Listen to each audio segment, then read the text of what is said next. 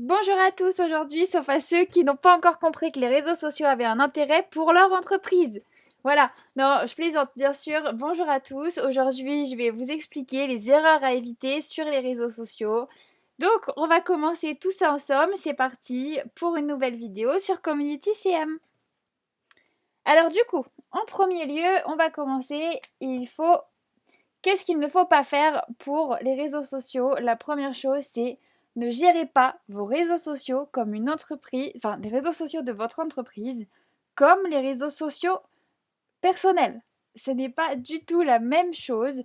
Alors, je vous ai mis un petit exemple. Voilà, donc vous allez voir, cette vidéo va être très rapide, mais très claire. Vous allez voir avec mon exemple. Voilà.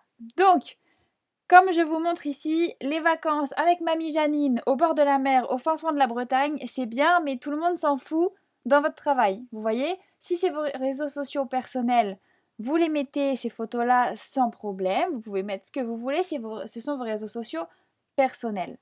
Par contre, si vous êtes sur les réseaux sociaux de votre entreprise, tout ce qui ne concerne pas votre entreprise, vous n'en parlez pas. Voilà, à part, voilà, si vous pouvez mettre, je sais pas, si vous êtes restaurateur, que vous allez chercher vos légumes au marché du coin, vous pouvez le mettre, bien sûr, parce que ça a un lien. Mais voilà, vous n'allez pas mettre des photos de vos vacances, et ça, je vous assure que je ne le dis pas au hasard, je l'ai vu beaucoup trop de fois. J'ai vu carrément des patrons d'entreprise qui mettent en photo sur leur Instagram professionnel leurs doigts de pied au bord de la plage. Et je vous assure que c'est pas une blague. Alors ça, s'il vous plaît, évitez ça parce que c'est clairement abominable. De un, personne n'a envie de voir vos doigts de pied, et de deux, bah ça va pas mettre en valeur votre entreprise. Voilà. Si vous avez envie de partager votre expérience personnelle, faites-le sur vos réseaux sociaux personnels, s'il vous plaît. Voilà, donc ça, c'est vraiment la première erreur à éviter. On n'a pas envie de voir 10 photos de la Bretagne, c'est sympa, mais sur un compte professionnel, vous avouerez quand même que c'est moyen. Voilà. Donc on passe tout de suite à l'erreur numéro 2. Ce qu'il ne faut pas faire, ne coupez pas toute source d'authenticité. Voilà. Je vous dis de ne pas montrer 50 photos de vos vacances, mais ça ne veut pas dire que le client veut voir que des photos de shooting photo retouchées et que le client ne veut voir que, voilà, on reprend l'exemple du restaurateur, que des photos de vos plats. Je vous dis pas ça. Il y a tout un boulevard entre les photos de vos doigts de pied sur la plage en vacances et les photos retouchées uniquement. Vous voyez, en fait, il faut être mesuré. Je vous ai dit, là, sur mon petit diapo, restez authentique, mais mesuré. C'est exactement ça. Voilà, vous allez donner de l'authenticité, mais sans aller dans l'intimité. Vous voyez la nuance? C'est là que c'est très important. Restez authentique parce que le client en a besoin. Le client a besoin de voir les coulisses de votre métier, le client a besoin de savoir comment ça se passe votre travail pour avoir envie de venir vous voir. Vous voyez, c'est important. Mais il n'a pas besoin de voir vos doigts de pied en photo sur le bord de la plage. Voilà. J'espère que vous aurez compris cet exemple. Voilà. Donc, ensuite, en 3, la dernière erreur à éviter, qui est très simple, vous allez voir, mais encore une fois, ça va faire du sens. Ne publiez pas ce qui vous plaît quand bon vous semble. Voilà. Parce que ça, c'est pareil, je le vois beaucoup trop souvent. C'est bon, bah voilà, on met une petite photo pour le 1er janvier avec les vœux, puis une photo avec mamie Janine au bord de la plage, et puis tiens, en faisant une petite balade le dimanche après-midi, et ben vous trouvez que cette fleur-là, elle est sympathique et que ça ferait joli sur Instagram. Ça arrive beaucoup trop souvent. Alors que, je vous rappelle, vous êtes sur votre compte professionnel. Donc, tous ces mélanges de photos sur votre compte professionnel, ça ne se fait pas. Voilà. Vous avez le droit de mettre une petite story, comme voilà, je vous ai dit, si vous êtes en balade un dimanche après-midi dans la ville où vous avez votre activité professionnelle, vous pouvez mettre une jolie photo du paysage. Il n'y a pas de souci, vous mettez ça en story. Voilà, vous voyez, vous mettez ça en story sur Instagram, vous n'en faites pas tout un post et vous ne publiez pas que ça.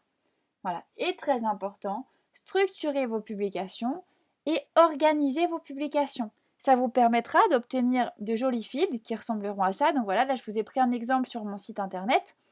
C'est très simple. Vous avez une organisation, vous pouvez vous permettre de faire de jolies photos et de bien les arranger. Vous voyez? Et là, vous voyez dans mon petit exemple, on a une catégorie les coulisses. C'est là que vous allez laisser parler l'authenticité et que vous allez en dire un petit peu plus. Voilà, c'est ici que vous avez le droit de montrer un petit peu le côté perso de votre activité, vous voyez. Mais bien sûr, je veux pas de photos des doigts de pied, attention. Voilà, donc là c'est pareil, vous voyez là c'est l'exemple pour une boulangerie. On a structuré, on a organisé et donc du coup on arrive à avoir quelque chose de très harmonieux. Et encore une fois, on a une petite catégorie en story à la une avec vos boulangers. Voilà. Et là, dans cette catégorie-là, vous allez vous permettre de mettre un petit peu les boulangers en train de travailler. Pourquoi pas un boulanger qui fait une blague, vous voyez, tout ça, ça peut se mettre dans cette petite catégorie de story à la une. Mais ça ne se mettra pas en plein milieu de votre feed Instagram, vous voyez. Voilà, donc, s'il vous plaît, soyez structurés, c'est très important. Vous voyez, encore une fois, on a un exemple très harmonieux juste ici, et on a encore une fois la catégorie des coulisses. Donc, c'est quelque chose de très important, et ça vous permet de rester organisé et cohérent, surtout. Voilà, c'est la meilleure chose à faire. Donc, pour conclure sur tout ça, comme je conclus toujours mes vidéos de cette façon, si vous en êtes là, vous avez déjà un wagon d'avance, mais un train de retard. Voilà. Donc je vous explique encore pourquoi, pour ceux qui n'avaient pas vu mes précédentes vidéos. Vous avez un wagon d'avance parce que vous êtes en train d'apprendre à utiliser les réseaux sociaux correctement. Vous avez ce wagon d'avance sur vos concurrents, d'accord? Mais vous avez un train de retard sur vos concurrents qui ont déjà confié la gestion de leurs réseaux sociaux à un community manager. Voilà, c'est tout pour aujourd'hui. Et donc du coup, si vous avez envie d'en savoir un petit peu plus ou alors que vous vous êtes reconnu dans l'une des situations qu'il ne fallait absolument pas faire, bah dites-le moi en commentaire, on en discutera ensemble parce que bien sûr, même si je vous dis qu'il ne faut pas le faire, c'est pas pour autant qu'on ne peut pas en rigoler. Voilà, tant que vous améliorez ça par la suite. Voilà, donc je vous laisse me dire un petit peu tout ça dans les commentaires et n'hésitez pas à me contacter directement en privé si vous avez besoin. Mon site internet est disponible, vous voyez, il y a une page contact juste là. Voilà, et vous pouvez m'expliquer votre projet et vous pouvez même prendre un rendez-vous avec moi si vous voulez en cliquant sur ce petit bouton-là. Voilà, donc du coup, moi je vous laisse et écoutez surtout, abonnez-vous, ça c'est une chose à faire et continuez à écouter mes conseils et c'est sûr et certain que vous y arriverez sur les réseaux sociaux. Voilà, je vous dis à très bientôt pour une prochaine vidéo.